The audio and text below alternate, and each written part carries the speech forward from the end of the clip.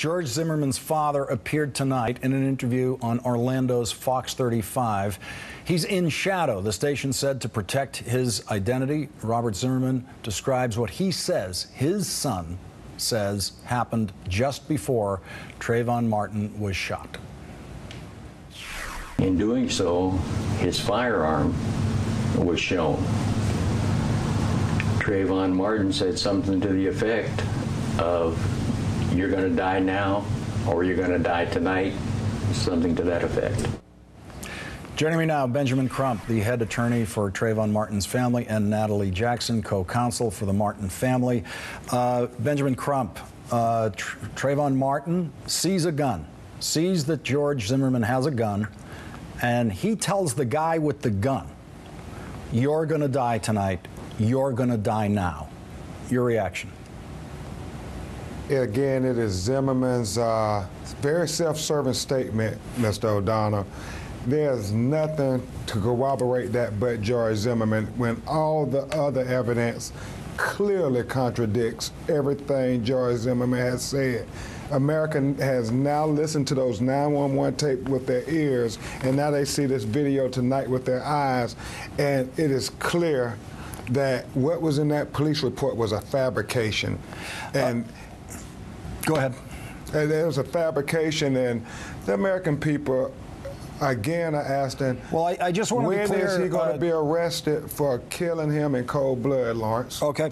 Natalie Jackson, I just want to be clear. This is not in a police report. That quote does not come from a police report. That comes from the shooter's father in an interview with a Fox TV station in Florida. The only quote we have in a police report from George Zimmerman that night is at the scene where Officer Timothy Smith quotes him as saying, quote, "I was yelling for someone to help me, but no one would help me."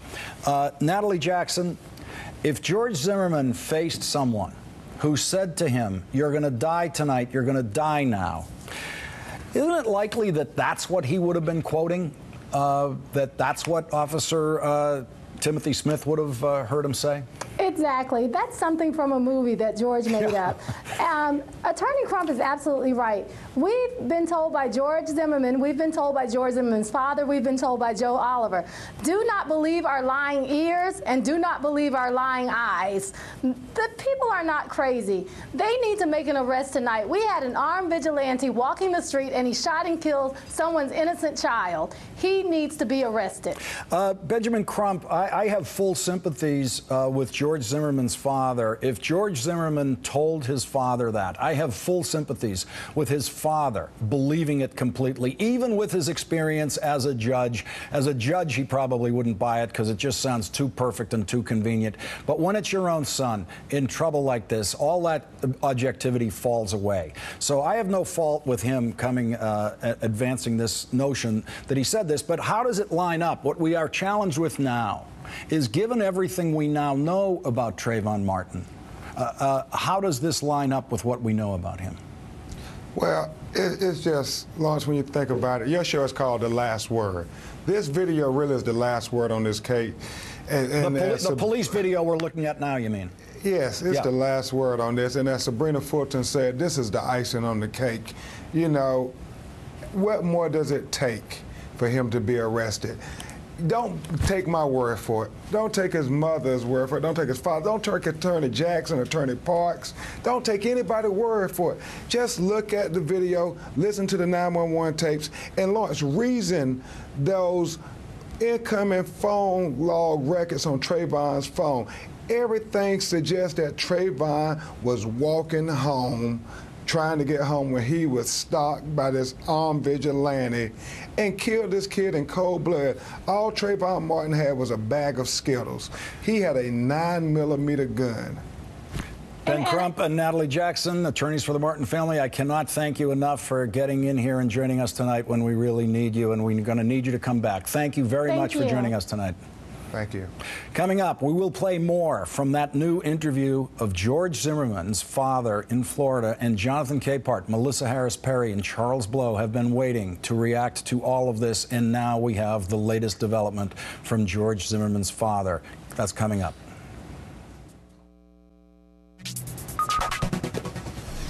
More with breaking news on the killing of Trayvon Martin. And joining us now, Charles M. Blow, editorial writer for the New York Times. Joining us with Eugene O'Donnell here in the New York studio. Joining us also Jonathan Capehart, Washington Post editorial writer and MSNBC analyst, and Melissa Harris Perry, Tulane University professor and, of course, MSNBC host, joins us now. Charles Blow, this latest statement from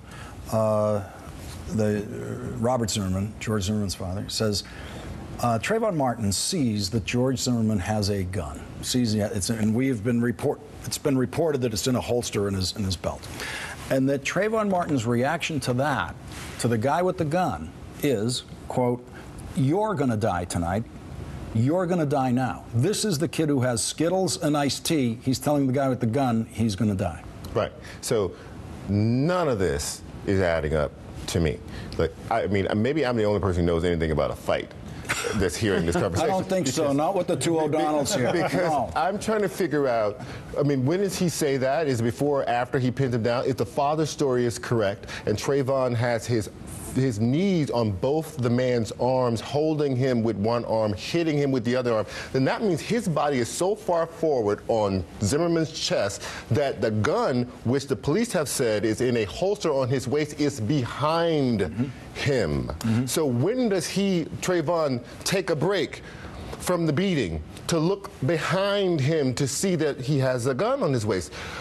How is it that Zimmerman gets his hands free, retrieves? You and I are going to reenact it right now. We got some room right over here.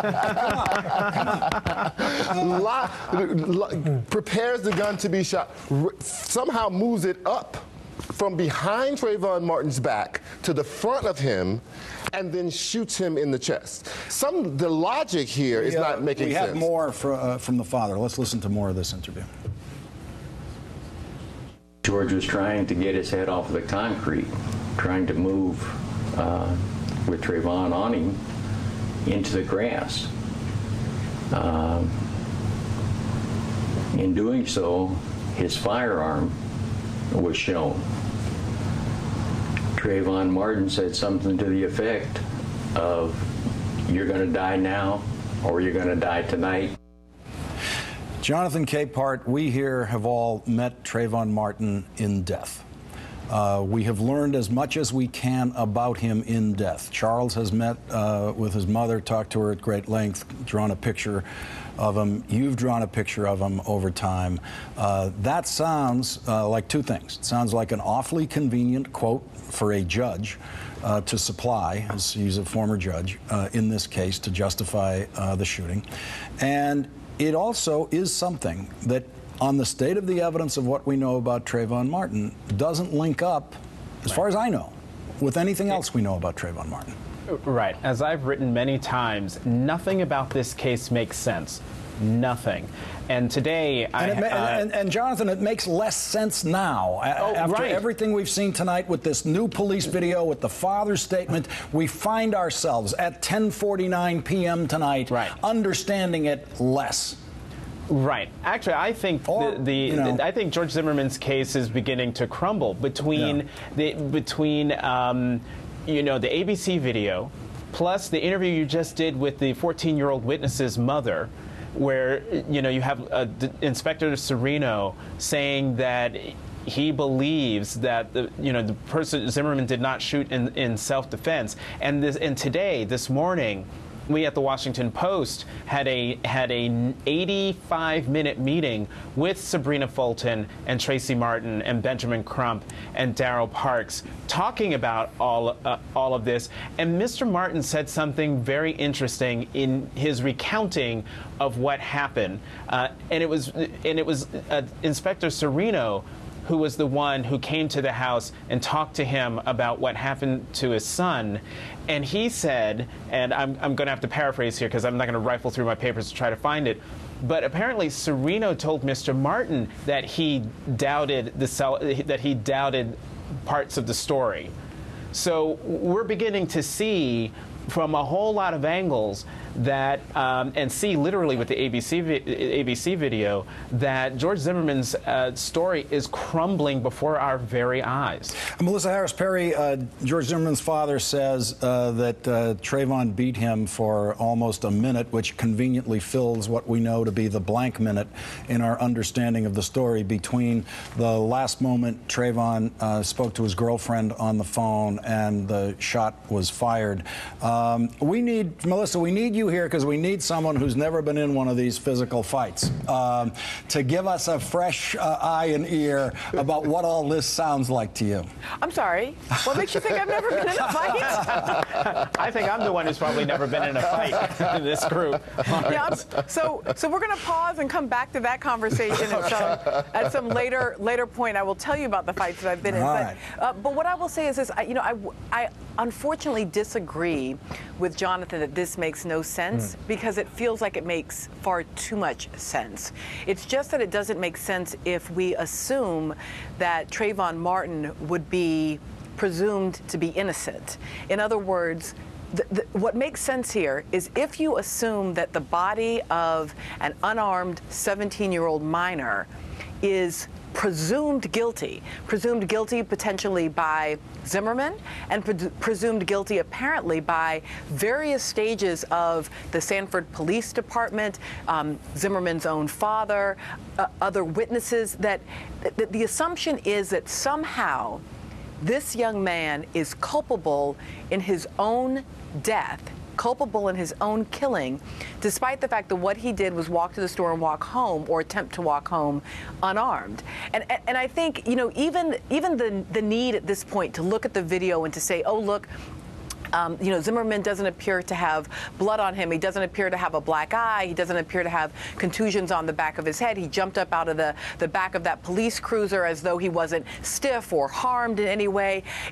In a certain way, this is us falling into the trap that if Trayvon Martin had thrown a punch at Zimmerman, you are talking about a citizen who was unarmed throwing a punch at an armed man who was following him. Why wouldn't Stand Your Ground protect Trayvon Martin in that circumstance rather than Zimmerman? Why is Zimmerman assumed to have the right to impede on Trayvon, whether Trayvon actually did these things, which the evidence now clearly begins to look like it's not? And so I think for me what's most distressing is we keep having to try to explain why it is problematic for an armed adult to kill an unarmed child. We're going to have to take a break right here. We're going to come back. We're going to keep everyone come back and analyze everything that's happened here.